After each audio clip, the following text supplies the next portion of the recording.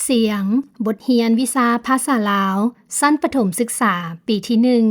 1 สำหรับนำใช้ในบทเรียนฝึกเว้าภาษาลาว บทที่ 3 กิจกรรม23ฟังและเว้าตามครู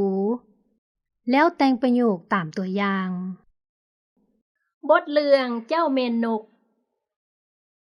นกน้อยบินมาจับงาไม้ ไก่อยู่ใกล้ต้นไม้ นกน้อยเว้าว่า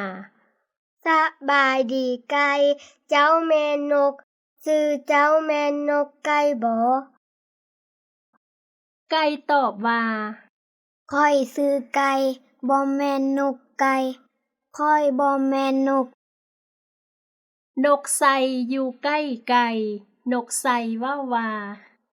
นกมีศพเจ้ามีศพเจ้าแม่นนก นกคุ้มอยู่ใกล้ไก่ นกคุ้มเว้าว่า นกมี2 ขา เจ้ามี2 ขา เจ้าแม่นนก